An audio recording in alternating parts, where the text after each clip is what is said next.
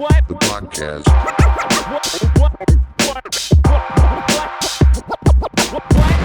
No, buy this shit over here. This is what the podcast.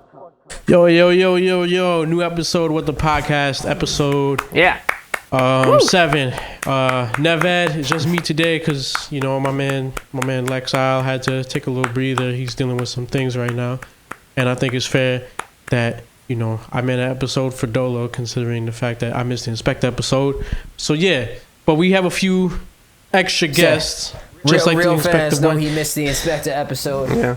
Yeah, y'all got in your little jokes too. That was cute. But yeah. So in here we have a returning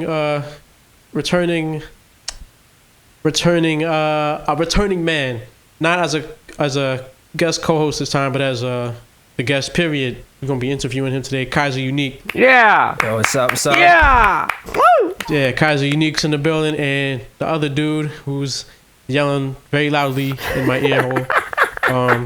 Is Super Jack, guest on episode 4. Great interview. Yeah. Your dad watched it. That was cool. Yeah, he did. Yo, what the fuck? Yeah, how's it going? I'm Super Jack. Yeah. Yeah. I'm kind of like Kaiser's Egon, but like not really, because Egon sucks. That would make that comparison. Egon's but weird. No. Fucking Egon. He's a stone's throw away from Egon. Yeah.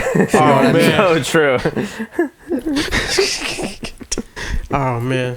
Nah, but yeah, man, this is going to be the Kaiser Unique special, yo. So, Yeah. I guess we'll just start. We'll start off like this. How y'all doing, bro? Both of you guys. I'm Y'all good. chilling? I'm doing pretty good. You know what yeah. I'm saying? Yeah. I'm doing Me and Jack been busy. Word. We've been preparing, working on the album, soon to come out. the mythical You know what album. I'm saying? Yeah, it's mythical. The streets Detox? been waiting for so long that the streets forgot they was waiting. But they gonna remember when they hear the shit and they like, oh shit. They're not even you gonna. kept They this don't in the even vault? know they're Word. waiting. But Y'all when they hear that crazy shit, for it's gonna that. be like, yo, I've been waiting my whole life Right. You know what I'm for this saying? knowledge, the jewels, the Knowledge. etc. to be Right. blessed and dropped on our heads. Hey, right, but the streets ain't too starving because they caught us. They got me out for that Octane Lexile joint. Yeah, You know we what gotta I'm talk saying? about that They shit. got me from with Super Jack and Peaches and Cream. Yeah. You know what Right. I'm saying? Y'all got that, but this summer, you know what I'm saying? So Yeah. Yes. you got some shit to tide you over. You know what I'm saying? Yes. Yeah, now doctoring Kaiser Unique, Right. Lexile, Right. NevEd is now on streaming on the deluxe version of Crevice Oh, Nuggets. yeah, that's right. I forgot about that too. Go peep that shit. Yeah. Go That's right. go run the numbers up on that shit, but don't buy Yeah. the plays like motherfucking Chicken Little did. Yeah. Yeah, for the firemen. Yeah. Word. Well, yeah, man. So I guess we'll just start off like this. Kind of introduce, even though you kind of sort of did already. If they don't know, then they don't know by now. Then they really don't know. Kind of introduce There's still a yourself. chance for them to know. Yeah. Still a chance. Nah, nah, but like give them a little introduction. Who you are, what you do. Yeah, word. I'm Kaiser Unique, son. I make real lyricist rap. You know what I'm saying? Like, shit. You know what? Shit, I'm losing my words, man. The point is to say that it's like I make Shit is I too make real. It's lyrical hard to rap, explain. and sometimes it's gonna be on some kind of militant socialist sort of timing. Other times you're gonna get my more goofy side. You're gonna get me in some horny shenanigans on the track. You know what I'm saying? Some But, LL Cool J shit. Yeah, right. However you want to put it, you know what I'm saying? But what other side you gonna get of me? It's always gonna be on that lyrical type shit, Word up. and that old school kind of fucking sound. Word. Old school. Yeah, so like, speaking of which, that goes into the question the next question I was gonna ask is so kind of like run down like your influences. I guess first talk about like your journey going into music, like when you were a kid up to like when you first started, like when you realized you could do it. Yeah, when I was a kid, I didn't know that I was gonna get into music. I was so fucking confident that I would not get into music in any capacity. My mom tried to hit me with them damn piano lessons, and I wasn't here for it. All right, I looked at that shit like how I looked at math. I'm not very good at it, and I don't want any fucking part of it. And it was really that simple for the longest of times. But then in, let's say, all the way in high school, around sophomore year or so, I started to take interest in hip hop. I guess kind of just because of like documentary series like, you know, Hip Hop Evolution on Netflix, I feel like had just started coming out. The Get Down had just like came out with either its first or second season. I still need to watch that shit. Oh no, definitely should. But I just don't fuck with Netflix. I'm like the idiot who still lives fair. in the DVD age. I like to own my shit. God damn it. Anyway, continue on. Pirate Don't lose your point. shit. Yeah, so I got into it. You know, I was interested on a cultural level. Like, you know, I never really was listening to hip hop as a kid. My mom had the aux for the entirety of my childhood, and hip hop just didn't really play any role in that. But you know, somewhere along the line, as I got older, I was getting more exposed to hip hop as a culture, and I was taking interested on that level.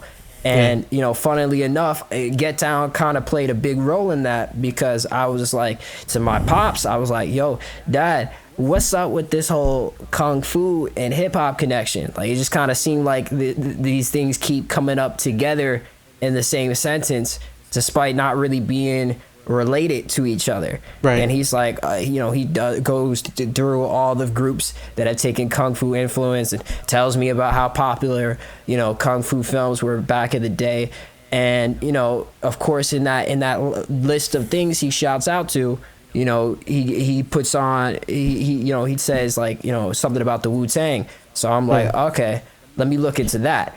And, you know, first Wu-Tang song I ever heard was fucking Triumph, you know what I'm saying? Right out the gate, you know, here's Spectre Deck with I bomb atomically, Socrates' philosophies and hypotheses, can't define how I'd be dropping these mockeries, lyrically perform armed robberies, flee with the lottery, possibly spotted me. Yeah, the streets know. It said the streets know. So, you know, after I heard that, I was just mad interested in that group, and then I just sort of went from getting interested in Wu-Tang and then just getting interested in hip-hop as a whole, and just sort of thinking, you know, I can do this too. I was already kind of writing these corny-ass fucking poems, you know, that had like this basic A and B rhyme structure that were, you know, they were basically glorified, you know, they were almost raps. You know, they were so close to being raps because they were more focused on like wordplay and double entendres than anything else. And then they would just sort of fizzle out till I got bored. So they were kind of like almost raps, except, you know, the shit was bad.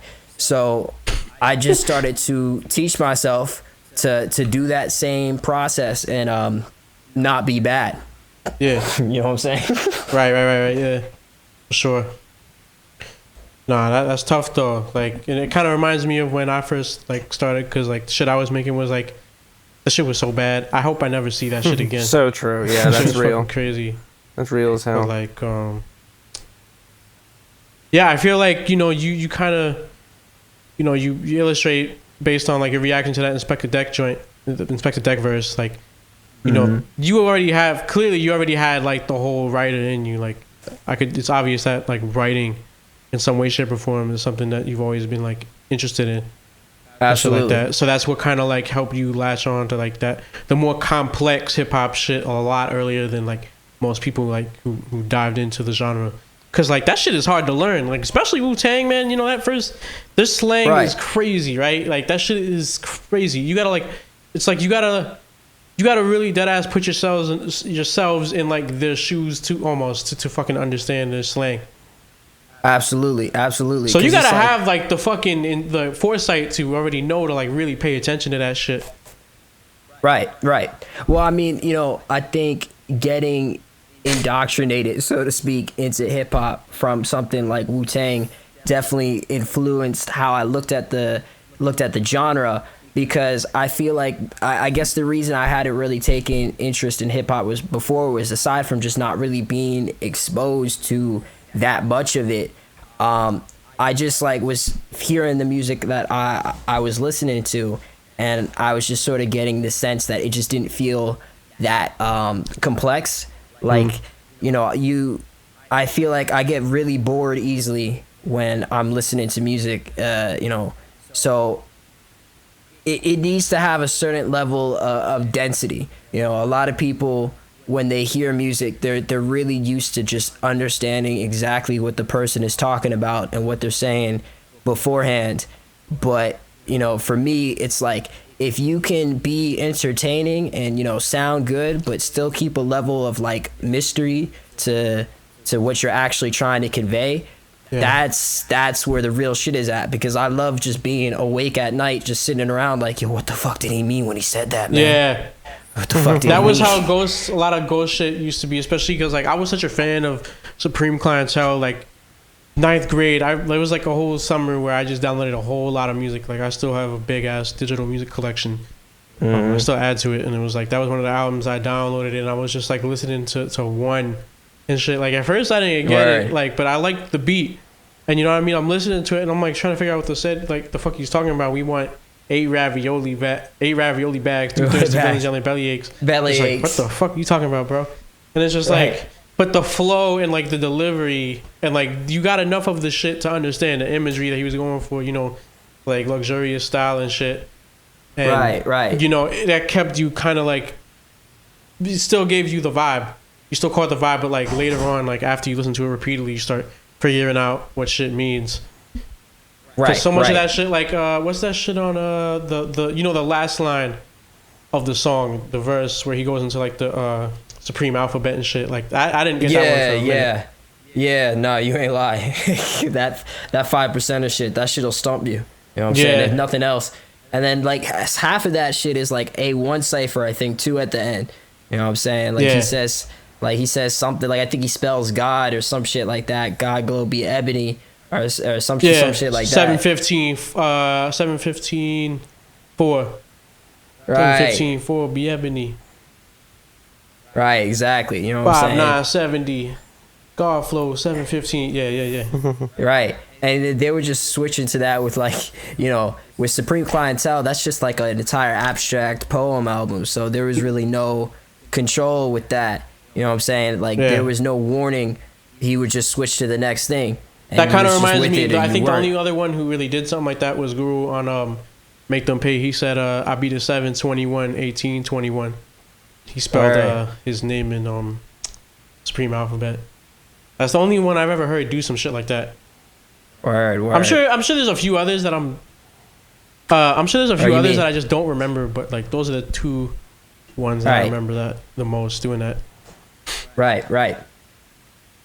But yeah, like, was you writing, like, aside from, like, the poems and shit, like, just for assignments and shit like that, was you really, like, adept at, like, writing in general in school?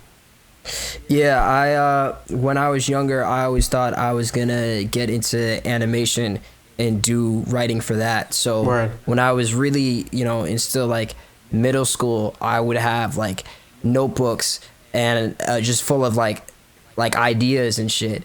Yeah. And I would have to like first of all, I had to make a table of contents in the beginning because them shits would get filled to the fucking brim. Like I would finish the whole fucking notebook. And like, you know what I'm saying? I got mad notebooks from back in the day that's just that kind of shit. And, you know, when I was really younger, before that, I was like making like little kind of Looney Tunes inspired comics and shit like that. So, you know, I was kind of always writing. You know, English was always, you know, my fucking subject. Yo, we gotta have you do like a music video for one of us, bro, because you could get on some cool ass shit, like direct that shit. That'd be fly. Word. Well, I mean, you know, shout out to, you know, Super Jack right here. Yeah. I've been doing a lot of editing. You still awake? Yeah, I'm still here. Right here. Yeah, Kaiser is technically, I think he's directed. I think I've given him a director credit on like one of my videos or maybe 2. I actually have this written down somewhere. Hang on. Yes, he directed. Well, obviously he directed Sit Down and Rewind because that's our song. So he made the video for that by himself. But he directed one of my favorite music videos of mine, Hiding in Plain Sight, the title track. Yeah, that was I want him to direct a music video with me in it. He's probably gonna make me do some crazy shit. That'd be funny though. But Kaiser Unique is very. Hey, yo, dive into this bucket of mayo. Nah, South would make me do that.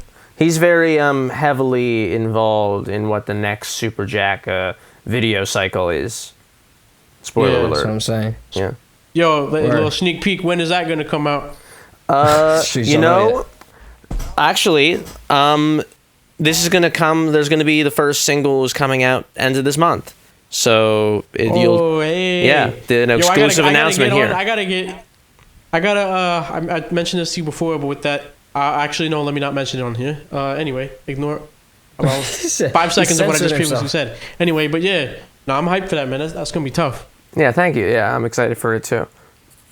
I'm excited for it as well. So yeah, and that song that we're working on, Face Value. Yeah. We'll announce that album. Dropping a bunch of exclusives in this podcast. That's what I'm saying, bro. Like the streets, they have no idea what they're missing. If they don't know, man, they have no motherfucking idea, bro. Yo, they are missing. Yo, fuck the goddamn global warming's warnings, climate shit. Yo, this is important as fuck. Yeah. Like dead ass, like motherfuckers just don't get. It's on par, yo. Like that ass, bro. They better like pull their heads out of the what or whatever the fuck. Figure that shit out, bro. Oh man, he said it's on par. Fuck that, yo. Word the fuck up, man. He said, future generations, the safety of the earth. Yeah, all that shit real. That shit real. But I'm playing. That music coming out though. Yeah. Nah, but on the real, like it's gonna be some dope shit. Oh, word. That was fucking nuts. I can't believe I went there. Nah, he's different. He's different, yo. Motherfuckers gonna hear that shit and be like, yo, fuck you, NevEd. Right. Take that shit out of context, man. NevEd, this is gonna be a new hashtag, NevEd out of context. Word. They gonna think I'm like fucking with the anyway. But yeah, back to you, cause not only do you do like the lyrics and shit like that and be rapping, but you also do beats and shit like that, loopsmith. Mm-hmm. So how did you start doing that? What led you into like trying to make beats, not just rap? Right. I mean, it was a similar sort of origin story, I suppose. Like, since all of it kind of was happening at the same time, but as I was getting into hip hop, I was getting into learning where the samples were coming from. I don't even remember how I, learned about sampling as like a concept. You know what I'm saying? Because I definitely didn't know what the fuck that shit was as a kid. But however I learned about it, it didn't really take long for me to be all over those sample videos where they're showing you the original song and then they show you the song that it's sampled. Right, the flip. You know what I'm saying? Like, I watch them shits for entertainment. I be watching shits, like, I be watching some of those, and I've seen them before, but I'll just watch them again, because that shit's, like, mad fucking common to me. That's really how I learned how to do beats. Like, I studied Premiere. That's how I learned, like, just to get a feel for the technique and shit like that. But, yeah, that's kind of, like, the same way, because I started learning about where samples came from, and there was a few times, like, you mentioned not knowing what sampling was as a kid, but there was definitely a few times where I've heard a song, and then I've heard the original song and be like, oh, that kind of sounds like this song. But I didn't connect the idea of like sampling until I really started doing research. And then I realized, oh, that's how. Like, I've heard Eminem Stand and I've heard Thank You by Dido. Right. Yeah, to me, it was like, when you're a kid, you're not familiar with it. It's not sampling as much as it's just like remixing or whatever. Like, that's probably what you as a kid, but you wouldn't think of sampling as like this whole other field of remixing and or just like making a new song. Right. So I got into it just basically by virtue of just being so interested in sampling in of itself that I just wanted to give it a try. And I had like a music production class where I was mostly just using it as an excuse to like write songs, you know what I'm saying? Like 10,000, that's like one of my first fucking singles. I made that shit in the music production class, like straight up the whole thing. Like, you didn't have like a computer? Did you have like any equipment at this time? I had I had the laptop that like I used my mom's laptop to make shit. But like I was making a lot of like the early beats where I was learning how to make shit. I was doing that in that class.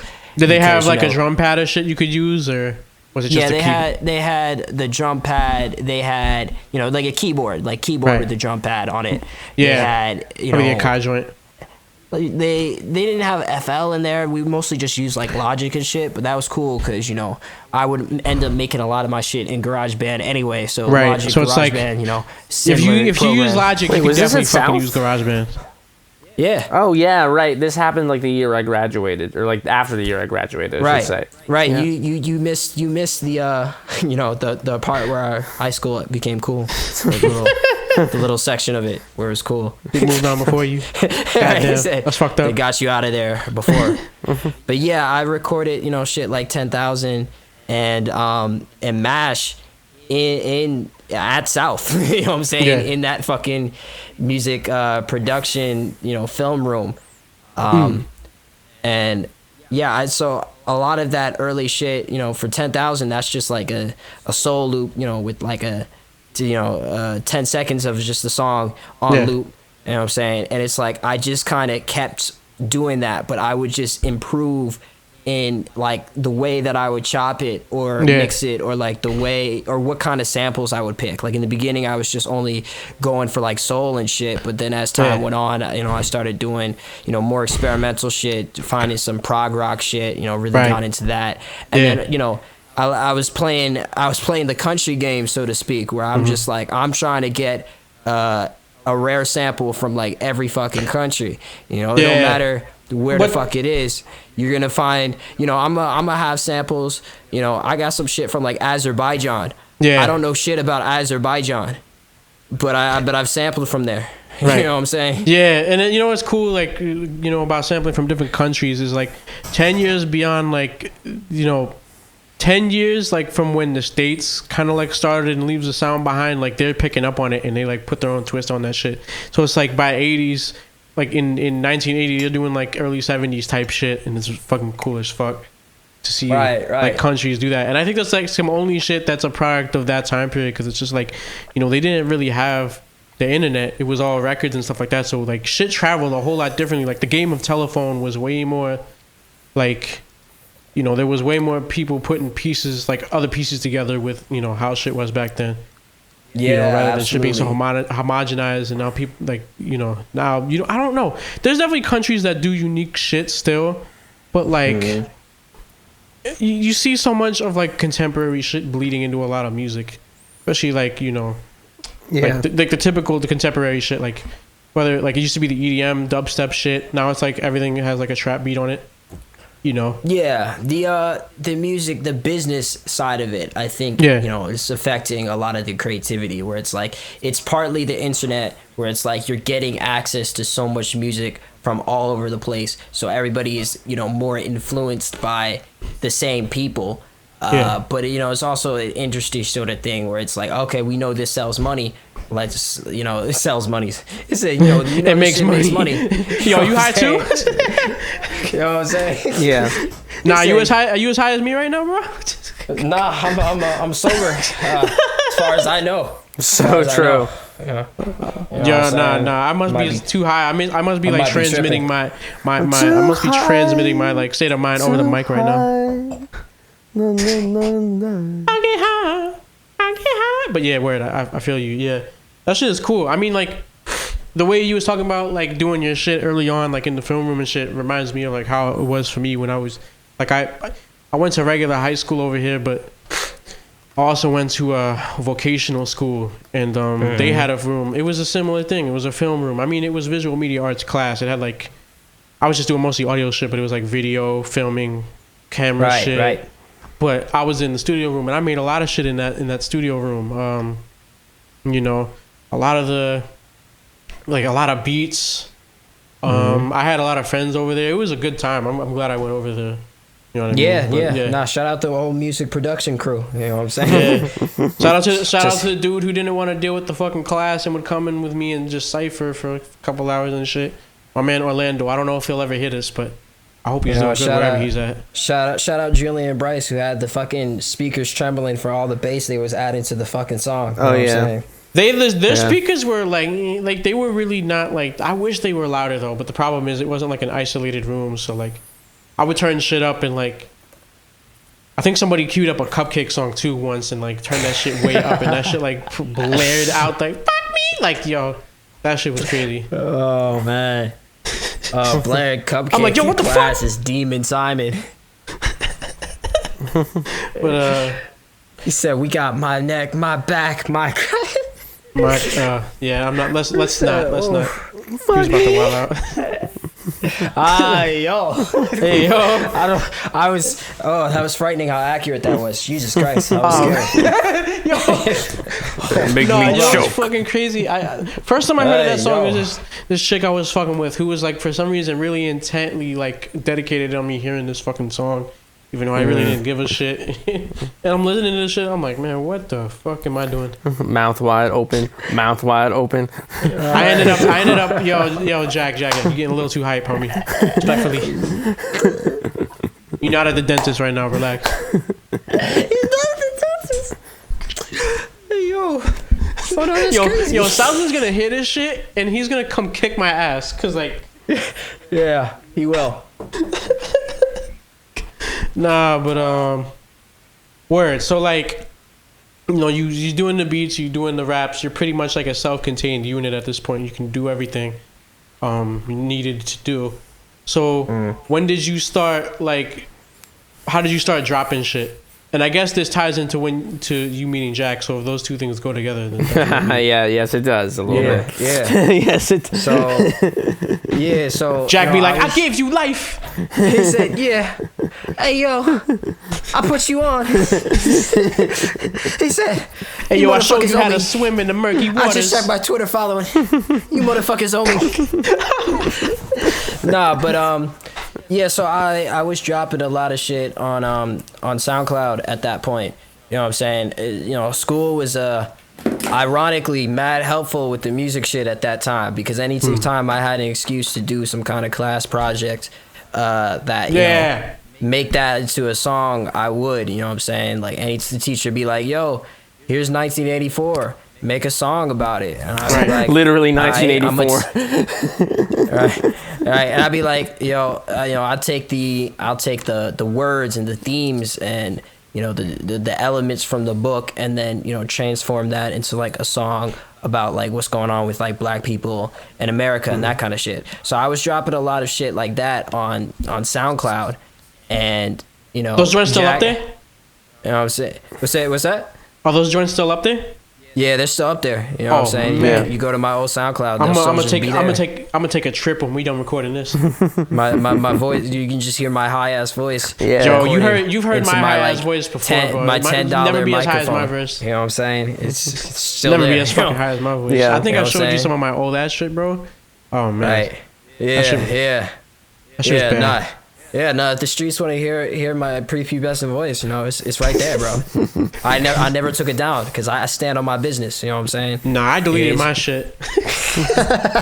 Yo, anyone who was here long enough to remember old to new, yeah, that's gone. I mean, I think it's still on Bandcamp, but the mastering is bad. Don't buy that unless you want to kill your equipment. Hey, maybe they do. Maybe that's the perfect way. That to one go dude out. on YouTube who like made a video of him like blowing a bunch of speakers. Right. So, you know, to get back to the shit, you know, I dropped some shit on SoundCloud, you know, posted that shit on Instagram or whatever. And, you know, one day Jack hit me up like, yo, blah, blah, blah. I need a fucking rapper to do some song or some shit. And I'm just like, sure. Kaiser, why the fuck would you not? please help me? Mind You know what Matter I'm by saying? Room 13 out now. Right. You know what I'm saying? I kind of had known Jack a little bit beforehand. You know what I'm saying? I knew him as the weird guy in the fucking music room. But, you know, it's cool because I was also a loner in the music room. So, you know, Right. we was kind of doing the same shit. You know what I'm saying? True. So the only difference is he had dyed hair and a guitar, and I didn't have that. So, but I was like, yeah, fuck it. I'll make this song or blah blah blah. So, you know, we made Mind Matter, and he would ask me to like do the song like live with them, So, every time that Room 13 was doing a performance and Mind Matter was involved, I would just travel with them to wherever the fuck they were going just to do that one song. Just because, like, I thought it was good practice, I guess. You know what I'm saying? Like, I believe in, keeping people around who force you to be this nigga Jack forced me to be productive. So, you know what I'm saying? That's the kind of shit, like on some real shit, because, like, y'all, like, you, Jack, South, like, all of y'all seem to have, like, the thing where y'all are in the proximity of people that are doing this shit, like, really doing this shit. Like, they're close by. Whereas me, I was, like, completely shut out. Like, it was just me. Like, there was no one really that was doing the shit that I was trying to do. And more importantly, there was no one that was doing shows. And, like, fucking with you guys is how I ended up being able to come out to the first of hopefully I'm not gonna lie. Out. Be friends with Jack, y'all. That's the lesson of the podcast. Yo, bro, you got your business mind, bro. I'm too much of an impatient. Push you on. I'm too impatient, bro. Like, I gotta join Studio Suzuki. Keep your masters. Bro, I gotta. We'll sign you. I gotta push you. I gotta push. Right. Nah, bro. I don't know. Okay, well, given that piece of information, I don't know if I'll sign to you, but I definitely want to put you on the payroll at some point. Wait, what are you saying? Because you got a business mind. Like, you're a nice guy. You talk reasonably to people, like, even with people that are a pain in the ass sometimes, I feel. Whereas me, I'm just like, if someone's too much of a pain in the ass, I'm gonna go fuck yourself, you piece of shit asshole. I mean, like, really, I just believe in, like, like, we're all after the same goal. We're all artists trying to make it. Oh, no, so, like, we might as well all help each other. No, I just mean, like, shiesty business shit. Like, I feel like you'd be able to navigate, like, shiesty I mean, I meet shit. a lot of fuckers who are just awful. And it's like, oh, my God. I feel like you would deal with it, like, the best. Because me, I would, like, cause a PR nightmare. Motherfuckers be like, well, you said this to me. Oh, I've like, caused my fair share of PR nightmares before. Like, don't get me wrong. Yeah, right. You get along. You know what I'm saying? Yeah. You do what you can. You know what I'm saying? Take one step at a time, one day at a time, one asshole at a time. Yeah. You know what I'm saying? Right. But yeah, so back to production a little bit. So okay. So do you, like, there's so many different terminology people throws out there, like, producer, beat maker, shit like that. But what do you feel like, what term best describes you, producer or beat maker? And what do you feel like either of them mean, if you want to, Well, I mean, frankly, I think they mean two different things to, two different people. Some people I've heard, they'll be like, beat maker is a person who just makes beats. You know what I'm saying? They're not necessarily behind the vision of the record or anything like that. Like, I've heard that. I don't see the vision. The producer is a person who, has the vision, is making sure that it's coming to fruition, unintentional bars. But, for me, I've always leaned to just the term producer more than anything else, just because I don't really feel like I make beats in a traditional sense. Like, I'm not drumming on the pad. Every now and again I'm adding drums to something, but it's usually really subtle, add an extra snare or some shit. Yeah. But for me, like, it's all sample work, it's all. One time he was making this beat and he was like, I saw he added the snare in and I was impressed. I was like, damn, he added the snare in. That's crazy. Right. See, so we don't. We are progressing. We don't even need the snare half the time. You know what I'm saying? Like, true. For me, it's like it's all like minimal sort of sample work, like. And the most of the work that is going into it is the crate digging itself. Right. It's the hours listening to random music of varying degrees of quality. You know what I'm saying? Pouring over that shit for forever, and then sitting around mixing that shit also usually forever. Find a beautiful song with a garbage ass master, a terrible ass fucking vinyl rip, and doing the best you can to squeeze every drop of magic out of that shit. Mad fucking hits on that shit, probably roach piss on the fucking grooves of that record. Oh yeah, nah, the streets don't know. Is it? Oh, they do not know. It's real. They don't know about the roach piss. Well, some people may know about roach piss, but do roaches even piss? Wait, what did you say? Do roaches even piss? What the podcast? Do roaches even piss? What the podcast? I don't know. He's asking the big questions. Is cannibalism vegan if the person consents? Yo, someone hit like the Siri right quick and ask it if roaches piss. Right. Yo, hold on. Do I even have Hey Siri set up? I don't even remember how to hit Siri on No. this. If you are a cannibal and now. you eat another man, is that gay? As a man, I mean, he's not getting pleasured. He's not getting pleasured by it. Like, it's not a pleasurable act. But if He's he dead. consents, is the thing. okay, but that's not necessarily pleasure. You know what? Let's. Okay, all right, yo, let detour, Yeah. crazy detour. Mouth wide All open. right. I mean, it's kind of my fault, but yeah. Now, I feel like what you were saying kind of highlights something that makes me think about a lot of people who don't really understand what sampling is. Like, they kind of, the problem is, like, a lot of these people that are, you know, quote unquote traditional musicians or traditional music fans, they don't understand like what's actually being like done when you sample, like the process of finding it, why you pick that specific one, you know, whether you flip it, chop it up, you know, do crazy shit, like shove it into a meat grinder and you know, throw it in a blender with some strawberries or some shit and it comes out, or whether you just like loop something up. But it's all about like how you contextualize shit, and I feel like a lot of these other people, like a lot of people that don't really respect or understand hip hop, understand anybody who questions and really understand like, how a lot of concepts like that in general are not even in just hip hop. Like reggae has Yeah, literally exactly. thrived off of using the same rhythms and shit like that. Or like, you know, there's so like, you many know. fucking people do rhythm mixes and shit where it's just the same beat but different songs. It's how you flip it, recontextualize shit. anybody That who kind of doesn't- bothers me when people don't understand that about hip hop.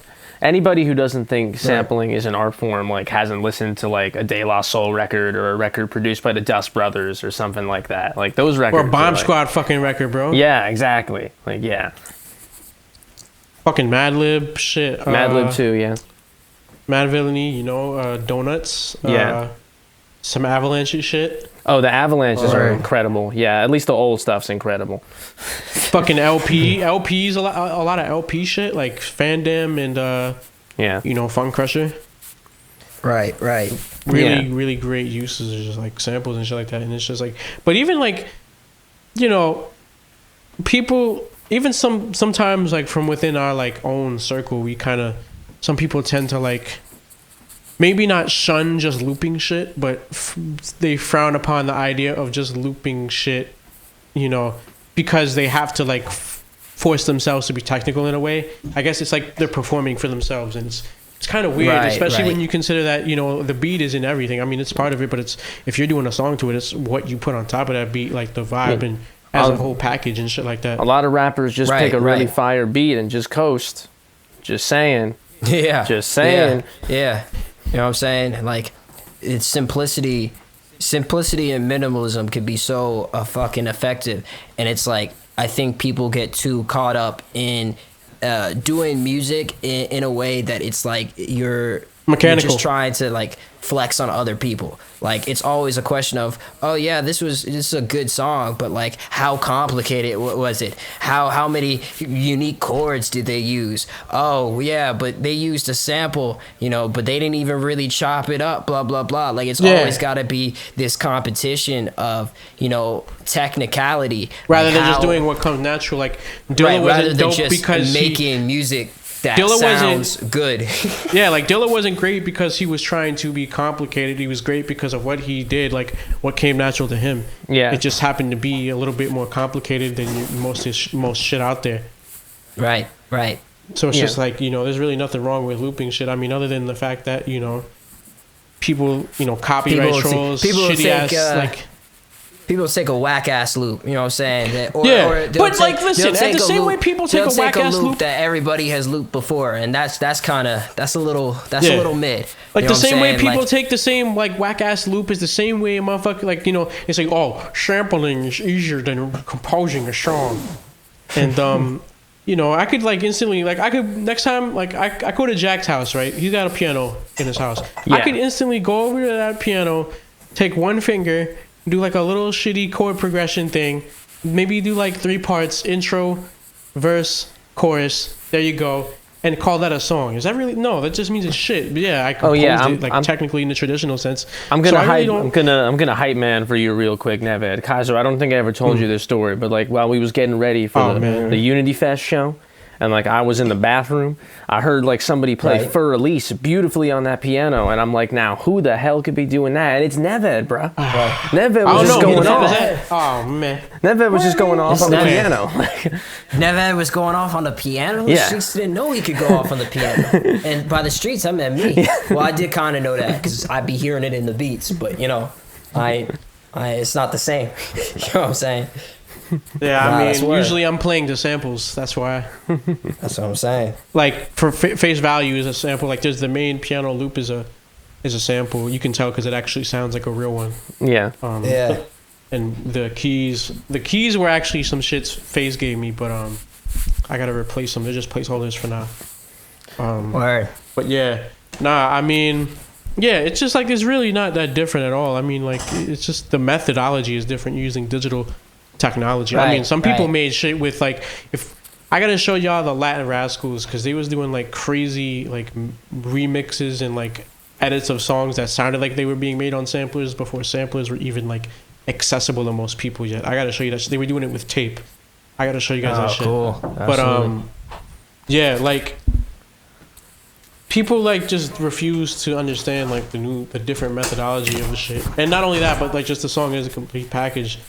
I mean, I guess the one true downside of like looping shit is like, you know, there's always a chance that some you know, copyright troll or some label somewhere for whatever reason wants to come like, you know, shove a lawsuit up your ass for some fucking reason, you know, and shit like that. But it's just like, at this point, like the main thing that really needs to happen is just the overhaul of sampling laws and the lower of the barrier to access. And I feel like, you know, a lot of these music industry cats shot themselves in the foot, whether it be like the publishers who 99% of cases they're not actually the artists. Because, you know, a lot of these guys, like these groups signed like shitty contracts in the 70s where they don't own any of their publishing. So, you know, you get sued by this label because you took XYZ and it's not even going to the original artist half the time. Right. Not to mention, like, even if it went to the original artist, not to mention, even if it goes to the original artist, it may not go to the session musicians that played on that record. So true. That is so real. Yeah. Exactly. And word to the dude who was on that you know, the Amen Clyde Stubblefield. Yeah, James Brown. Yeah. The funk lives on, I whip like Stubblefield. That man has played with everybody in a technical way. Right. That man has been on everybody's song and he get paid for shit. All right. Yeah. And it's not because nobody ever cleared that fucking sample. It's because every time that shit cleared, it went to two places: the fucking label and James Brown's fucking pocket. All right. It didn't matter that Clyde was on the fucking drums. That shit wasn't important to how they made that fucking contract. Right. And that's just how that shit goes. You know what I'm saying? Like the industry is not only not interested in music as like an art form, like it's not willing to adapt. It's purely capitalistic. Right. But the capitalism is not benefiting other people. People just assume that it's like, oh, you know, like you said, it's gonna go, like if you clear the sample, it's gonna go to the right places, and that's like the moral thing to do. That shit half the time doesn't go to nobody's fucking pockets aside from the label. That shit on some fucking bullshit. Like, all right, great. I paid the label. I paid the big company corporation that has plenty of fucking money already so that I could put out this song. Who are only in these situations because they put themselves in these situations by getting way too comfortable with the cushy amount of money they were getting. And then when the internet came, they were warned about the internet. They were warned about MP3s, but they were like, we don't give a fuck. And boom, they got fucked. And then they tried to sue fucking 5-year-old little Timmy for downloading some Dora the Explorer shit on the computer, or whatever the fuck, for like $40 million. You wouldn't steal a car, you wouldn't steal groceries, but you'd steal an MP3. Yes, nigga. Yes, nigga, I steal it every day. It's so crazy to me because like in all other format mediums, the industry, like it was because they were physical, you know, they had to like set that shit up, like they had to put money behind it, whereas like the internet, it was out of their control and they refused to acknowledge it before it showed up and knocked down their door. And to add on to that, like as far as like the sampling and shit goes, like the whole lawsuit that kind of blew the whole shit, like the shit hit the fans with sampling in '91 when Gilbert O'Sullivan, you know what I'm talking about. Yeah, I know what you're talking about. I know what you're throwing down. Yeah, so basically for the uninitiated, he did Alone Again Naturally, and technically, in my opinion, that shit could classify as parody because it's not even like he follows the theme of the original song, but the problem is cold chillin', fucking cold chillin'. They didn't get permission to use it, and they did reach out to get permission, but they put it out anyway. And then as part of that, the fallout from that lawsuit, there was like a list of shit that people couldn't sample, like Easy Moby was talking about, like Anita Baker not being able to be sampled or whatever. And then also a lot of people were starting to charge like huge amounts of your publishing plus like a fee to use that sample, and ended up fucking themselves, because not only did they make the barrier to entry really high, so that way you really had to have like a sample clearing department at a major label to do it, but it also ended up fucking them because, you know, once the whole like internet thing came online, like the money in the industry, like people were way more tight about like spending big money on shit. So they really didn't end up getting as much as they could have gotten if they were more fair. They stopped being like, for whatever reasons, they don't like hip hop, whether it's just bigoted or just wanted to be a profit, or just like the publishers not even wanting to like, you know, publishers not even giving the money to the artists in the first place and just trying to maximize the fucking money they get. You know, they really ended up fucking themselves because people were not going to spend that kind of money on samples anyway, number one. Number two, they didn't need to, because the proliferation of platforms like SoundCloud, you know, YouTube, like shit that wasn't on streaming. Granted, it's always good to have your shit on streaming, but like there was a lot of people that were looking at these other places for music where they didn't have to do that, and they were getting very popular. I think like that's what happened to with Chance the Rapper. I think like there was a minute where his mixtape wasn't on streaming because of some samples or something like that. Yeah, but he blew up off of it. He blew up off of it. He got like a Grammy off of that shit. And he got worse. Yeah. Oh, I love my wife. Hey. Oh, I love my wife. My wife's real big. My wife's real young and my wife's real small. Go to the beach and play with a beach ball. So true. Praise bars. Jesus, God, and my wife. Let's go to the beach. Hey, man, leave that man Chance alone. Not because he deserves it. He just has absolutely. Nah, but it's like, all that shit is like, you know, fucking true. Yeah. You know, this, you know, the sampling shit to me is just another facet, in the same way that writing is an excuse for me to take narratives from other things and, you know, work that into the references, you know, like the way I put it is that for hip hop, it's like the consumption and the production are the same thing. You know, everything that I'm watching, anything that I'm reading, like if I'm reading a book and the book's got an ill line, that ill line is, you know, it might end up in the fucking rap page too. You know what I'm saying? If I'm reading a good poet, you know, all that shit. Like people don't necessarily think of it like that, but it's like everything is something that you can put into your grab bag. Like artists are always sampling in some sort of way or fashion. You know what I'm saying? Like I'll be in chemistry class. I don't fucking like chemistry class, okay? But I made mad fucking bars in high school off chemistry. You know what I'm saying? Like because people would say something and I'd be like, yo, that shit lame as fuck. But that one part you said, that shit is cool, and that applies to something else. And it's the same thing with music, where it's like, you know, every time you're listening to a beat that I make, you're hearing like an old story from, you know, from a different generation, you know, a different country, but you're hearing all of that context from that original song in my song, and you're also hearing, you know, whatever timing I was on when I made the beat, you know, what sensibilities, what kind of music I was listening to. All of that shit goes straight back into the music. You know, there's no filter where, you know, it's not a separate thing. Once that shit is consumed, you get it in the package. You know what I'm saying? Yeah. Word. Yeah, that's ill. So so I guess should we get into like so let's break down a couple joints. Fire so, emoji. Yeah, I wish we could do the soundboard, but it's not gonna record.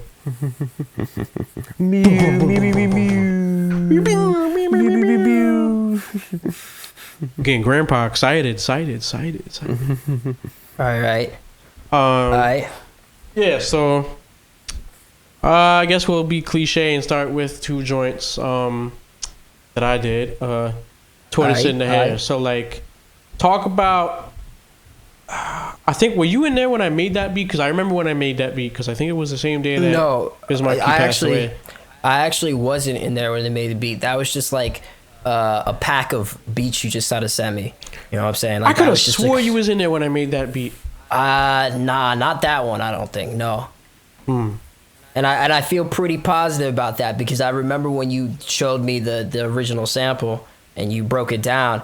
That was the first time I had heard it. You know what I'm saying? Like when you just decided to show me that one day, I had never heard it. So I was like, oh, word. Okay. So yeah, I'm pretty sure I wasn't there for that. Yeah. So how did you, like, what was the process of making that? Like, what was, like, explain the concept to those who somehow may not understand. It said somehow, you know.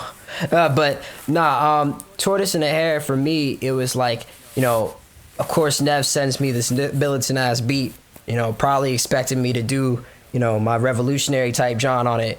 But I was in a goofier mood that day. So, right. I was in a goofier mood that day, so that's not what ended up taking place. Hey, yo, I'm happy right now. Life ain't bogging me down. Not right now. Right.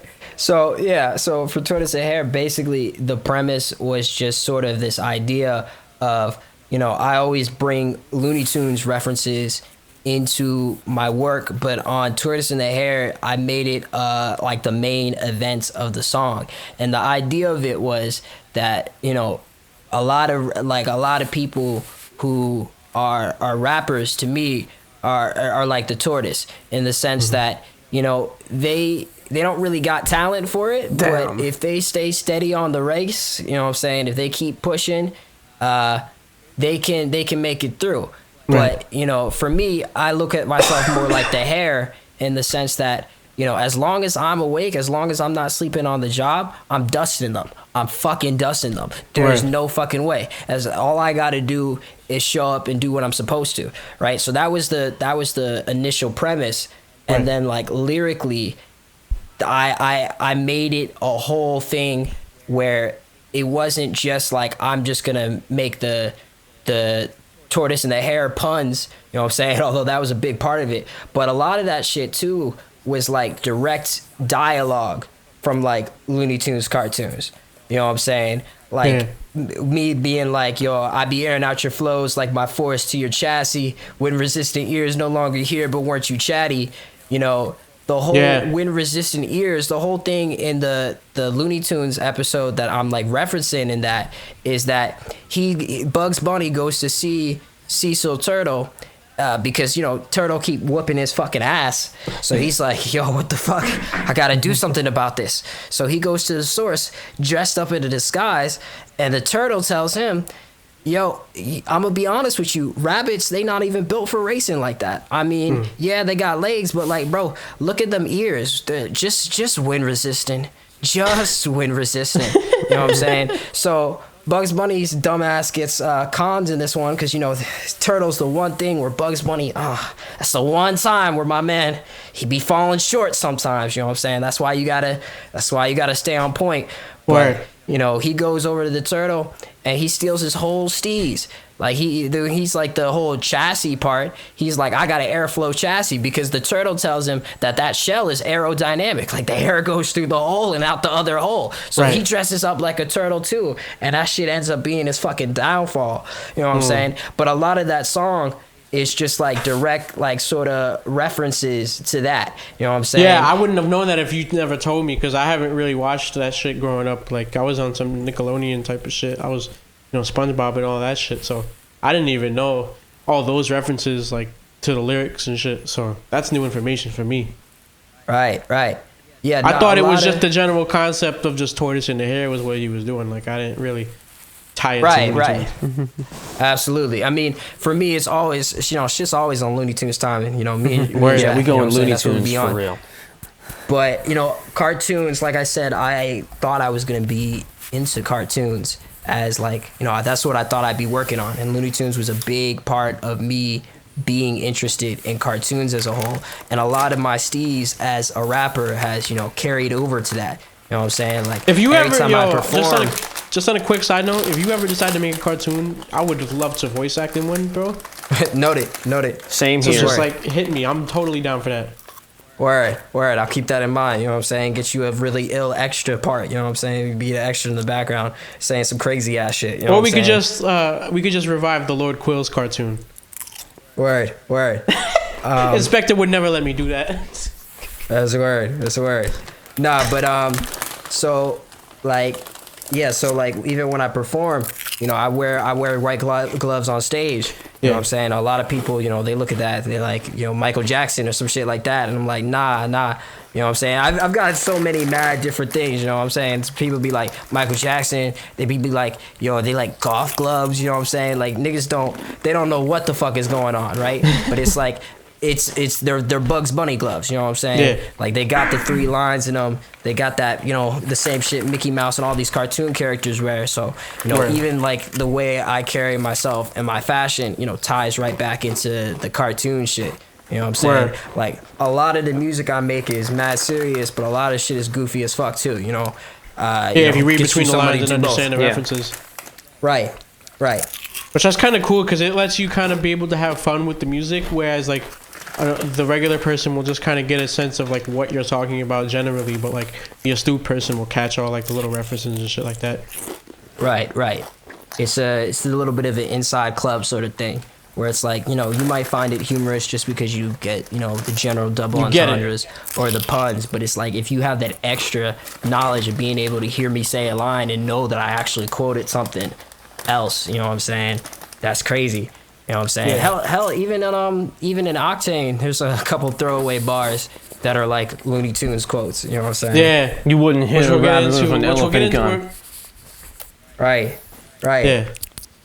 Nah. But back to like, and we'll get into that one in a minute. But like, talk about the process of. Well, it's kind of funny because you recorded your vocals. I had you send them back to me, and then like I got on my let's build the track up into like some super cinematic crazy shit, and you eventually just had me strip a lot of that down. So like talk about that essentially and how that like happened, because I remember we was in voice chat working on that shit together. And right.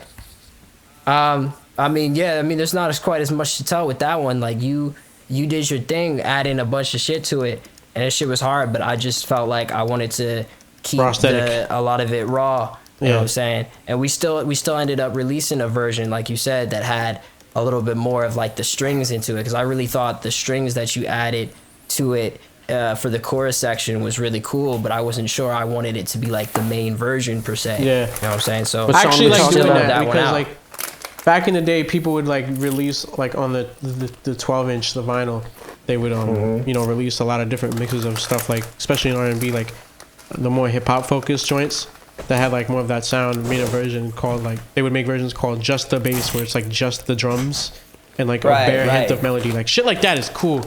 I actually want to do that with the shit I'm doing with Jack. Yeah, absolutely. Cool. I love getting music in bits and pieces, because I feel like, you know, for the listener, they're just used to hearing the final product, and that's just how they experience the music. But, you know, for us as the artists and the creators of the music, we've heard like 5 versions of the same fucking track. And then, you know, there's sometimes where there's versions of it where there's elements that aren't there, and then the shit gets added, and it's like, for us, it's not even one song. Like every one song we make might actually be 10 songs. You know what I'm saying? And it can be really fucking hard to choose which one you're gonna go with, because a lot of the time the shit is ill on all of the songs. Right. But that doesn't necessarily mean that's the statement you're trying to make when you put it out. So you have to. It's like we family, really but we not family. Right. But you know, God bless, you know, Bandcamp has been getting really, you know, really shiesty looking as of late. But you know, that's why you know, fuck. When you can't support an artist on Bandcamp, go to Bandcamp, because you know you get all those extra bonus tracks, you get all the little demos and little details. You know what I'm saying? It's a fucking travesty what's going on over there right now. God damn. Right. We can't win. A small hang artist. on, I'm getting some water. The sound you're hearing is me getting water. Capitalism will prevail. You know, just drain it, milk it for what it's worth, and then just toss it aside. Yep. You know, I don't know what the fuck they were thinking over there. Anyway, yeah, and Tortoise in the Hair ended up being one of the songs that, you know, you did at the show along with Octane, and we should talk about that a little bit because I was actually able to meet up with y'all, and a few other people at the show in Brooklyn and shit like that. So basically what happened was I was able to secure transportation to come meet up with Jack and shit like that. And, you know, I met him at his crib, and then we picked up Kaiser, and we went to the venue, and, like, we, you know, got grub and shit, kicked it, watched a bunch of performers. They were all really dope. Shout out to all those guys and gals. And, yeah, Lex Al, shout out to Lex Al. Lex Al came through from Long Island. Li came from LI, and he did Octane with Kaiser on stage, and that shit was kind of funny, too, at first, because, like, I guess he was, like, really buzzing off the energy and shit, and he momentarily forgot his lyrics. And I wish there was video of it, but I was like standing on the floor, like yelling his lyrics at him. I thought he was gonna come off the stage and whip my ass. Like, nah, he was not an eye shot. You know what I'm saying? Yeah, I didn't notice that shit happening. That's serious. Because he missed his cue. Shit funny. That shit is funny. But yeah, but that shit was super cool. Because like I was kind of in like a state of disbelief for a minute. Because I was like, yo, this shit's been years in the making, and it's finally manifesting itself in, like, you know, that's word. In real life and shit like that. So it was a minute where I was just like taking shit in, you know, because we was, you know, we got in the car and shit. And we was listening to De La Soul, some Mad Soul joints, you know, Slum Village, fucking Doom. Yeah, and I'm like, yo, it's like this all the time. Like, because it's just like, because it's just like, you know, I never really had like I said before, a group of people that like around me that was really doing this shit like this. So, you know, it was me and nothing else really for a long ass time until, you know, finally the relationships that we fostered over Discord and shit like that manifested in something that, you know, was realized in real life and shit like that. Right. Yeah. You know, and so yeah, speaking of Octane, let's go into that one because you really did like a lot of interesting, dope metaphors with that. So, so let's just talk about like maybe break down like some choice bars from both of your verses on that song. Yeah. I mean, for me, you know, I don't know what the fuck my headspace was when I was writing it, but I was clearly in a very, you know, abstract sort of fucking mood. And, you know, I started... That beat fits you like a glove, really. I couldn't believe how well that beat fits you because it's like, it kind of has that sort of like Disney movie kind of feel. Christmassy. Yeah. Like fantastical, you know what I mean? Yeah, it's such a like minimal beat, but it has like a lot of like, you know, personality and like sort of like wonder and build up to it. You know what I'm saying? Yeah. And when you was, you know, me and South was, you know, in there, me and Lex was in the room while you was making that, and even while you was like adding the drums, we were like, I don't know. I mean, this is Christmas Eve of 2020, 2021. Right. You know, it was literally Christmas. You know what I'm saying? So, you know, when you was adding the drums, I remember both of us being kind of like little frightening. You know, we were like, I don't know. It's so dope already. Do we really even need the drums? But, you know, we found like that perfect middle ground of having it, you know, fade in and not have drums and then become drums. And, you know, it worked out really well. Yeah. But, for me, I kind of started out like, you know, ironically, my first verse is the second verse that I wrote. Like, That's interesting. I switched the order. Because the way you ended it with the second verse was like the perfect outro. Because it's like you kind of sort of like gradually, you know, stop rapping. It's like slower, and then you ad-lib out. When you made the beat, I kind of had already had the I'm picking Playboy bunnies by the wool of their cotton tail, Oxycontin and Grail by the way they hook a male. You know what I'm saying? Like I had that much part all the way up into like the elephant gun, but like I hadn't necessarily finished it farther than that. It was like the ending part was I added that on to give it like the outro sense, you know, like I wanted to make that ending part of the verse to have almost like a story to it where I kind of tell you the relationship with like hip hop as a whole, you know, and that's a big part of me using the Bugs Bunny shit is that to me, I always continue to use that as a metaphor for hip hop, like hair, you know, and tortoise in the hair. I'm like, you know, hip hop is simply when the hair makes a move, you know, that's just what, you know, it's just what the hair does, you know what I'm saying? It's the same thing for me. So, you know, I went from like play the timid with the animal, hip hop and over roots to those who live it, they're intangible. Pit stop before the booth for those who in it, it's infrangible. Hit drops before the youth, so it's lit and it's refrangible. Like I'm giving you like the relationship to hip hop and how that like, you know, how that affects our lives. And then like I wanted to put a little bow on it, you know what I'm saying? But like the first verse, you know, is really where the crazier shit is happening. Right. Because on the second half of it, I'm getting really crazy in what I'm talking about, and I'm kind of like obscuring it.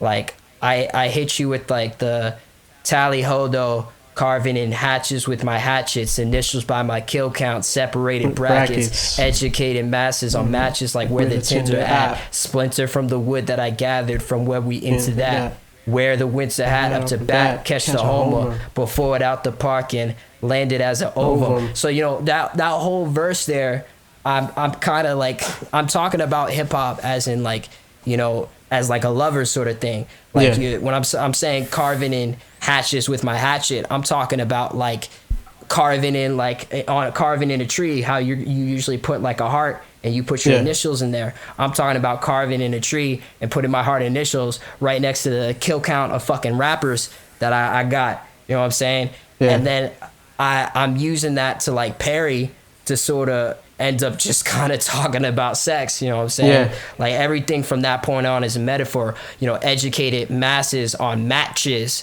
You know, like where the tinder at. Matches like, you know, like a fucking a match you would light for a fire.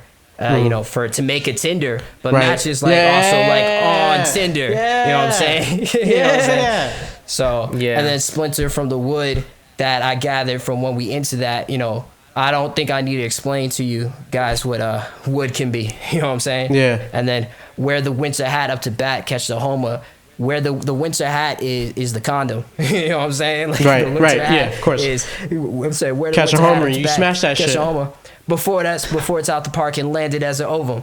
You know what I'm saying? Yeah. And then it's like that last set of bars, you know, again, it's like really deep into the sort of metaphor thing where I'm like, you know, I'm not here to like a black widow's barking spider, but on the web is where you find her. Not here to fuck spiders, but when the spider sense get tingling for the smell of Mary Jane, Green Goblin where it's hairy, if you dare me, just don't spare me the brain.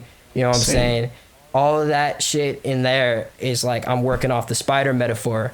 A barking spider is like it's like a British fucking term where it's like instead of saying that you fucking passed gas or some shit, you just be like, there's a barking spider.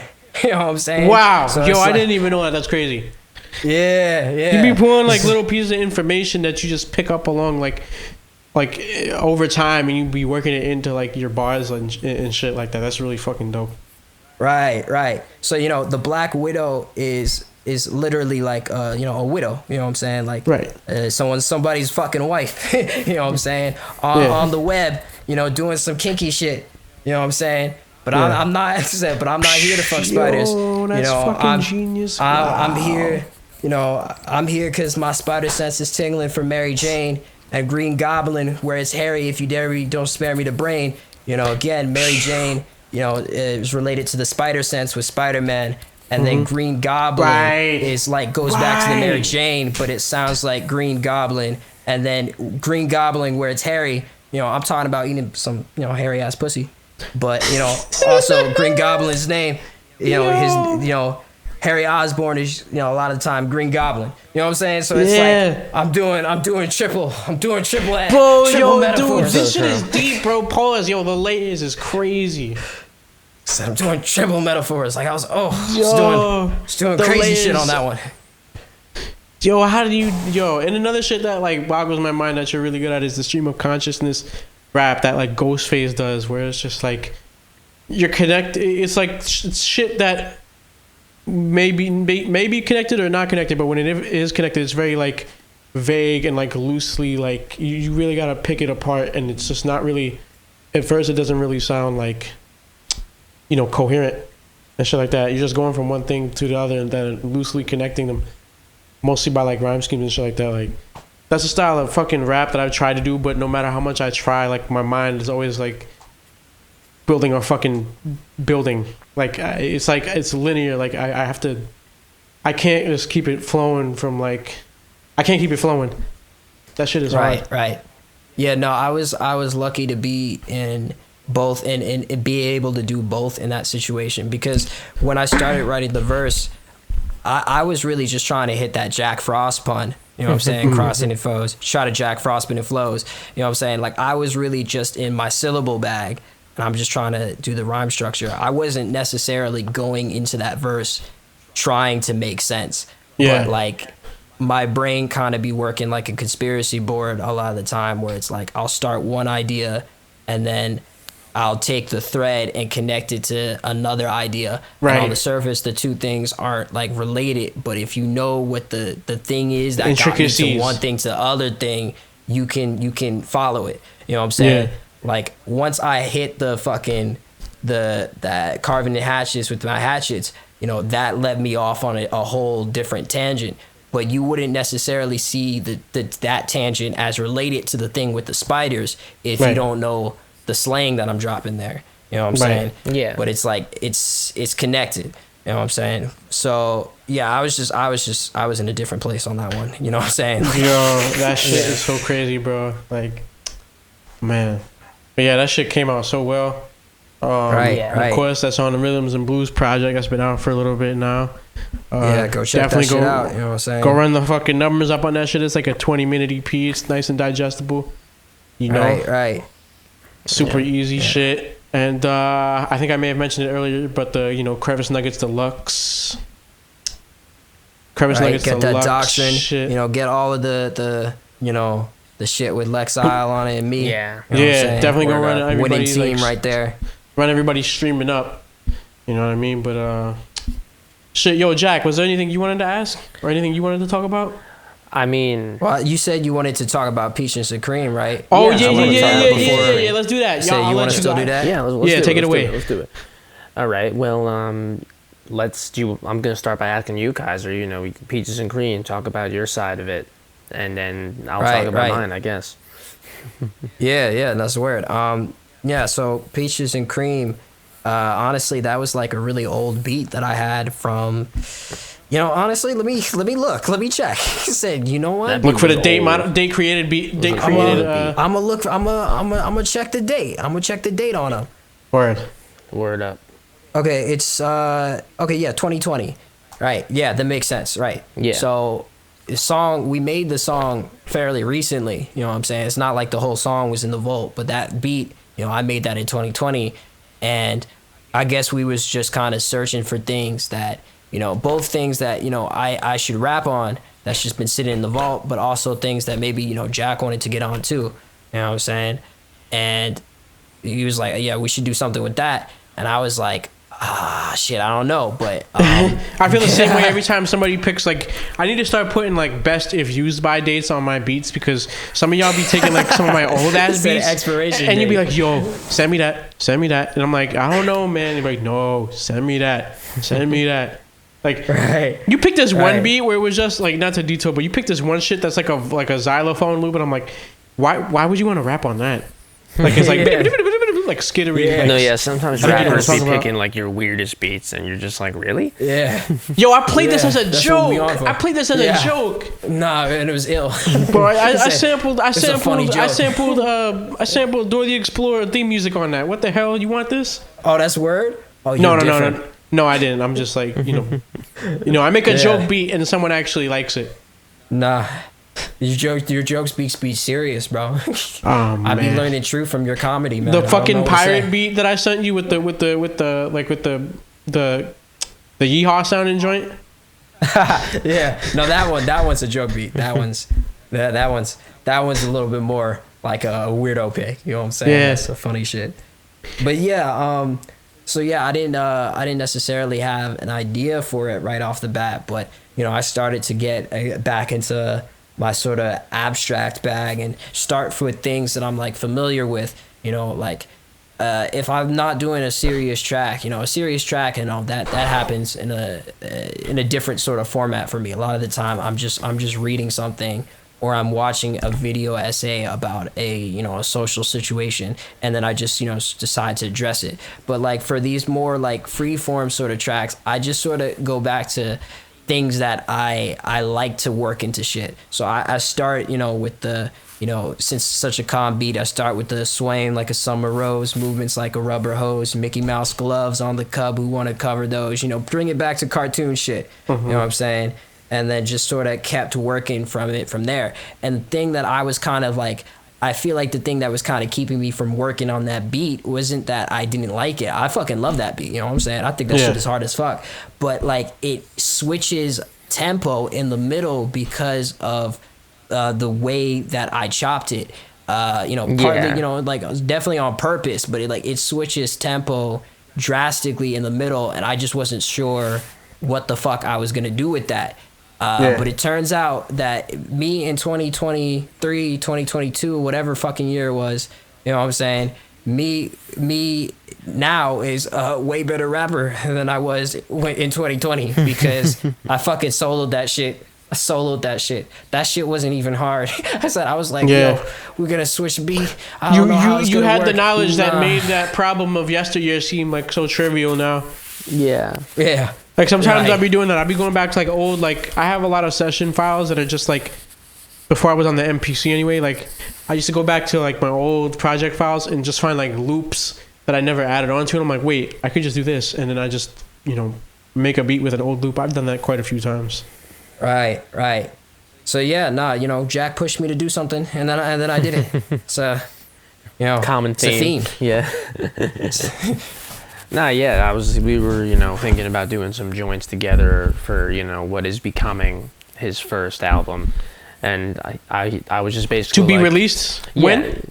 Well, I mean, there's, spoiler alert, there's other joints with me on there on his album. Word. Got a collab worth. Yeah, it was going to be its own little EP, but it was like, no, this could actually go on his record. So we put it, kind of dispersed it on his record. There's a couple more joints that we're lying on, which I don't think are on that record, which will be out at some point. That's what I'm saying. But yeah, I was just like looking through his old beat tapes and like looking for stuff that like, I thought I would sound good on and he would sound good on. I remember him playing this beat constantly when he first made it, and I was always like, I can't wait for him to do something on this. And it had been like 2 years at this point, and I was like, okay, he's gonna do something on it because I'm gonna force him to do it because I'm gonna write a little hook. And I was thinking that like we was gonna trade, but no, he went just like a whole giant like verse after verse after verse. And then eventually, like, I had like 30 seconds left in the beat, and I was like, shit, what am I gonna do with this last 30 seconds? And then Kaiser kind of like puppeted me. Damn, he fucking steamrolled you. Kaiser like puppeted me to like sing. He thought he would have to carry me, but he didn't have to carry me. It turns out I just had to get up and do it. Nah, you had to carry him though. God damn. Kaiser, he had this sample at the end, the vocal sample, and he wanted me to be like his Charlie Wilson and like sing over the sample, in a sense. And it was cool. It was really nice. It's a good little collab. I'm so still dope. proud of it. It's yeah. Yeah. Nah, I love doing that song live because it's a chill song, but it's also really like bar heavy. So it gives me a chance both to be really excessive with the performance, but also for that song, since it's not a dancing track, a lot of people just sort of like sit or stand and watch in like amazement, you know what I'm saying, and just kind of mesmerization for that part. They don't really, you know what I'm saying, they don't be moving. So by the time we get to the singing part at the end, everybody has already forgot that you was on the track. Yeah. Like, you coming back, it's like the sexiest fucking shit. And then we both hit them with the harmony. Yeah. That shit is always a great It's setup. a banger. Like, honestly, the reason it even came out as a single is just because like people really loved the song live. Like, we have our boy Jay, aka Jordan Braska. And like we was doing a show in Breadbox in Philly. Shout out to Breadbox, rest in peace to them. And Jay was in the crowd. Oh damn! Word. That was the shit I was supposed to be at. Yeah. God damn. Jay. Yeah, they got shut down. They're still trying to do some stuff, but Jay. Oh, Anyway, man. hang on, wait. Let me finish though. Jay was in the crowd, and he was. Ignore me. I don't belong on this podcast. Just kick me off.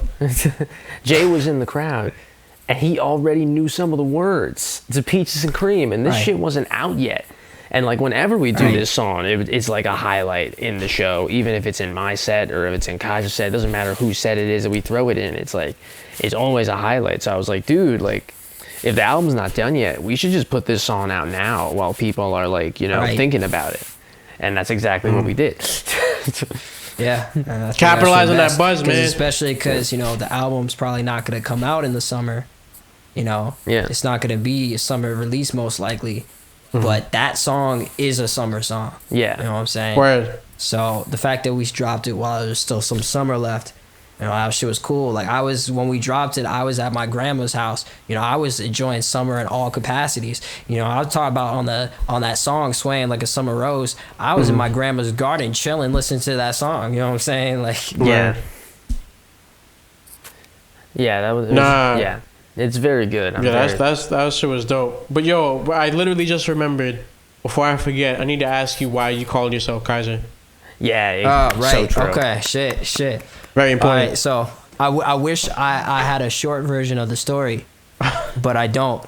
So y'all just gonna get the long version. You know what I'm saying? Honestly, it's funny how all this shit is kind of connected because two of the things that I rep a lot in my writing nowadays is like the cartoon aesthetic and also like pirates and shit because I be into that shit, right? So ironically, those things are both Steal related from the rich. Steal from the rich. The name Kaiser was the name of one of the characters I had back when I was still on my writing timing. Like that, the name Kaiser was never intended for me necessarily. It was a name that I had just randomly stumbled on literally behind the name when I was a fucking child. You know what I'm saying? I didn't even know what the word meant or like the history of the word. Obviously I know that shit now, but I didn't know that shit at the time. All I knew was like it just vaguely means king. You know what I'm saying? And I was like, I wanted to give the character I was working on a name that sounded like a leader because his whole thing was it was like a sort of kids next door recess Hey Arnold situation where it's like all of these kids are basically have their own society on the playground and the people who are in charge was this group called the Buccaneers. They're like they dress like they're pirates but they protect the other kids on the playground from like bullies and shit. So I wanted to give the guy in charge of that like a cool ass name. So I'm like, yo, he'll be Captain Kaiser. You know what I'm saying? Word. And then it just sort of became this thing where I had other nicknames. I was already in the trend of giving everybody, all of my friends, multiple nicknames. You know what I'm saying? I was already doing that. But before you knew about Wu-Tang.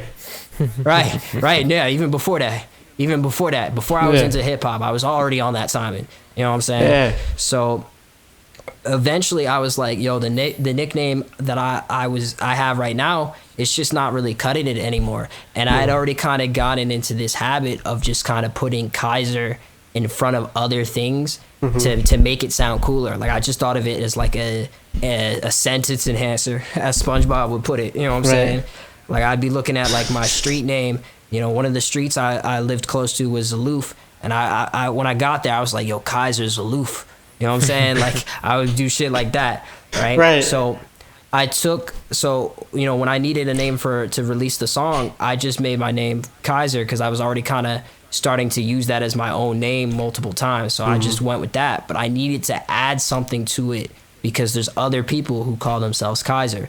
Right. So I took the unique from A-Sign Unique from Old Dirty Bastard. Right. And for me, the unique part didn't have anything to do with like there being no father to my style or some shit like that. It was more like unique in terms of like how I thought of the world kind of thing. Right. You know what I'm saying? Like I just kind of felt like the way that I was juggling ideas and the way that I just sort of thought things through was just kind of different than how my peers were doing it. So I just gave myself Unique at the end, and then that's how I became Kaiser Unique.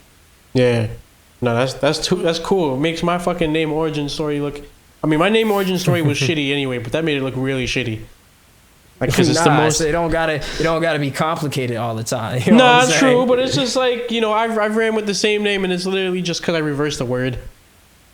It's hard. You know what I'm saying? It's Hey. like, yeah, definitely sounds better than my And then- actual name. That's for sure. You know. And then you making the E capitalized for no Yeah. reason. So That shit it's is dope. not Neved. Some people say Neved, and I'm like, yo, my man. Yeah. Nah. It's like the first three letters and the last two letters are separated. You gotta say it like that. So I put Hey, a little man, capitalization on that some shit. people have come to me and be like, Kaiser. I'm like, really, nigga?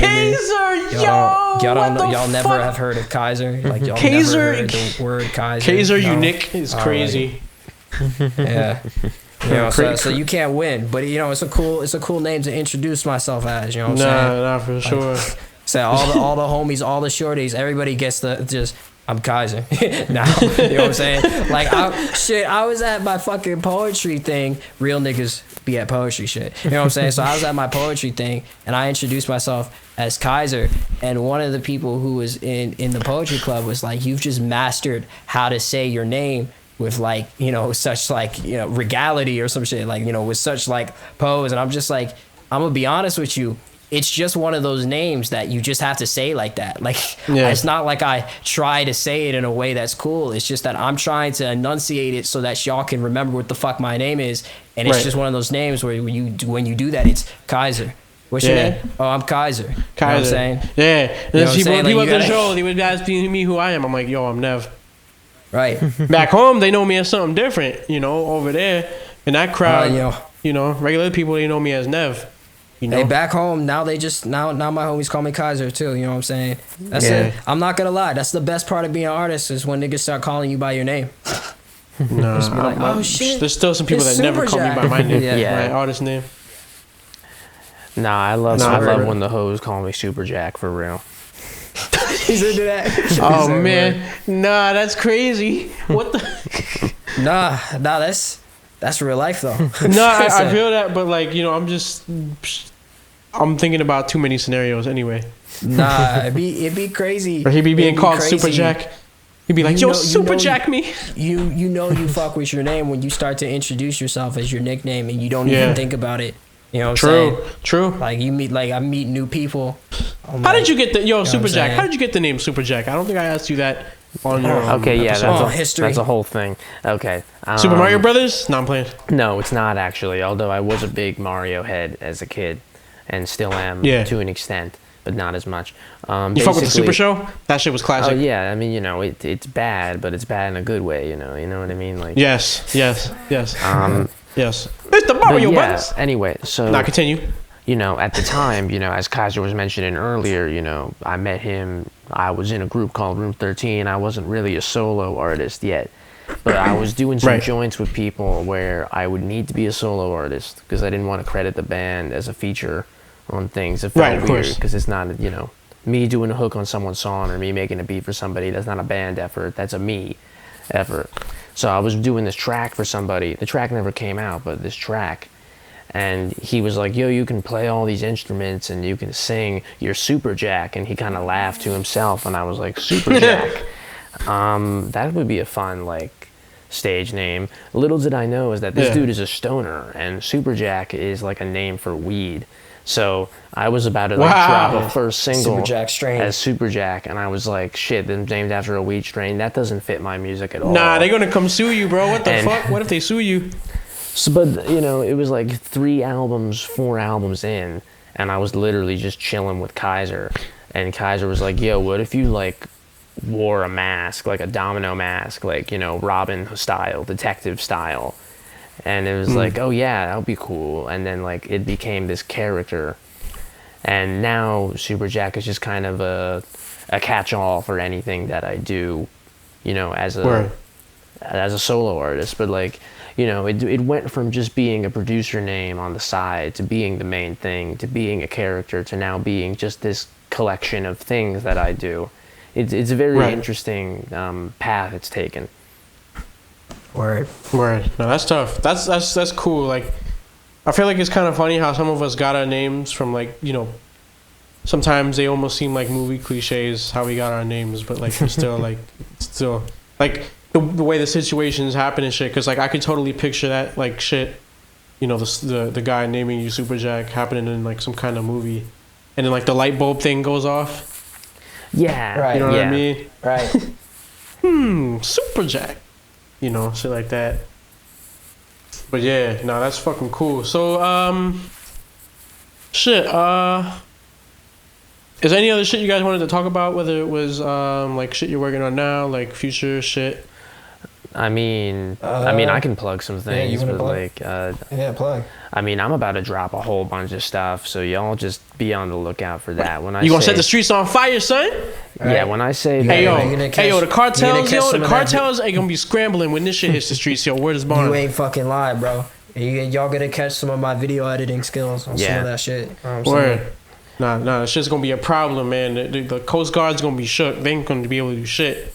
yeah, I'm dropping a bunch of stuff. word. Me and Kaiser are working hard. We have finished most of the things we need to finish for this to be a proper drop. We just need to get a couple more of the pieces done, and it's like, yeah, this is ready to go. Word. Yes. And that's kind of the same with Kaiser's thing. We really just need a couple more of the pieces, and then it's ready. And then it's ready. Yeah. And or he finds like some other shit that he feels like could be revamped, and then they do a bunch of more joints. The perfectionist. I would probably be that way. That's new shit that happened we're like working on. twice. You don't joke about that. Right. That's happened like twice at this point. I've already done that. You're like, no, I need to drop this. I need to drop it now. I already done that. You know what I'm saying? So it's gonna come out. You know what I'm saying? Yeah, I already did the revamp. Nah, but speaking of the shit that I was working on that I just mentioned, so we're working on pretty much conceptually the sequel to Crevice Nuggets. It's gonna be Crevice to Society, and it's gonna be the same idea. Different producers producing different, people out of like the circle and a little bit beyond our circle. And the only difference is there's going to be a lot more producers this time go around, and I'm hoping it's going to be out by at least, if not this time, at least done by this time this year. So maybe by 2020, like the end of 2024, beginning of 2025. That's some shit I'm working on. We're going to make it real dope. It's going to be a nice shit going crazy in 2024. Yeah, it's just going to be tough, and we're going to be able to capitalize off of that shit by then, because I'm actually hoping to within the year move out from where I'm from, so I can be a little bit closer to you guys. Yeah. Me and Lex Isles trying to work on that shit, so shit's gonna be real. Check out that shit's gonna get realer than real deal. Holyfield. No, check out that NevEd Lexile project. Don't sleep on Rhythms it. and Blues, yo. Right. And the Crevice Nuggets Deluxe reissue and shit like that, That shit is got the instrumentals, got remixes. There's some shit that's been sitting in the bag for a couple years that just finally was able to come out. Like the Lexile Plenty remix, that shit is crazy. That shit, I don't know about you guys, but like, not only do I feel like I like that version of the song a little bit more, but I also feel like that shit would be so ill to do live. It's too bad Void ain't up here. Shout out to Void. Shout Void. Yeah, no, shout out Void. First of all, but it's funny you should mention that, because I'm gonna release the Inspector one. Yeah, true. You know what I'm saying? So that one's gonna come out, because personally that's my favorite version of Plenty now. I haven't heard that in a minute actually. He does the only one that live I've heard the was the time. Doctrine. Yeah, I can I'll show you the Word. the little version after this in the streets. Yeah, no doubt. Y'all will get that shit real soon. But if you come to my show live, then you can hear that. Yeah, he shit. plays it all the time. Yeah, for sure. Did you didn't do that at the? No, you didn't do that at the show we was at. No, because he had less time because it was a festival. I think you did. You might have actually done Plenty. Because usually you close on Plenty. I don't remember what you would have closed with otherwise at this show. Well, I remember doing Maria Extra. Yeah, actually, maybe I did do Plenty. I think you did, yeah. Because usually that's like your go-to closer. Like, it's either that or you do Date with Destiny at the end. And you didn't do Date with Destiny at Unity Fest. Right. So yeah, I did it. You're right. Yeah. You'd be right. But yeah, word. No, that's word. Yeah, no doubt. Yeah. So if there's nothing else, then I think we'll call it at this one. That's word. Thank you for having me. Yeah, for sure, bro. Yo, fantastic fucking episode, bro. I'm looking forward to have you on as like parts of other interviews and like as a guest co-host again too, because like you know that was really fun during the inspector shit. Y'all did a really good job considering like I wasn't like I wasn't sure how it was gonna go because usually I man like the technical side of things just to make sure that goes over smoothly. That shit went off without a hitch, bro, and that shit was like super well done. Right. Shout out to Advanced too, who was also on that one. We're trying to get Advanced on an episode very soon. Yeah, shout out He's Advanced. the legend. Advanced. Shout out Advanced. You're gonna see more work with us in Advanced. You know what I'm saying? All Yes. of us. Yeah, From yo, him three and of us. Jack got this new joint. Right. And Jack got this new joint called Dance of the Broken Ones. That's so fire. Me and Advance got 3 joints. One of them is probably going to end up on a Super Jack record at some point. Bruh, yeah, yo, like y'all work so well. I never would have thought, like, cause you know how to change your styles up depending on what beats you're on, like, and the same for the shit that I'm working on with you, Face Value, which will be on that compilation that I was talking about earlier. Nah, this podcast be the cheat sheet, bro. Yeah, I'm spilling the beans, yo. Yo, they better not. Yo, I'm gonna run up in somebody's crib. I swear to God, if someone injects me, bro, they're gonna get handled. They gonna get thrown into a fucking garbage bin full of roach piss. I don't give a fuck. Word. Shout out next record, Roach Piss, y'all. Yo, I'm gonna name that a beat on the beat tape, Roach Piss. Right. I'm gonna put a Piss. shitty beat on there on purpose. Just call it Roach Piss. Crevice to society. Yeah. Roach Piss. Yeah. Word, roach piss out the crevice, bro. That's what I'm saying. Oh man, yo, roaches out the crevice. Period is crazy. That's word. That's fucking scary. Anyway, word. So until next time, which should hopefully be very soon, because me and Lex, I know we took a little bit of a break. A lot of shit was going on. He was going through things, and I'm in school still. But yeah, next episode should be coming out really soon. I'm gonna try to get that advanced one ready, recorded very soon. So yeah, until then, peace. Peace, power, equality. Yeah. Word up. One love. Positive energy activates constant elevation.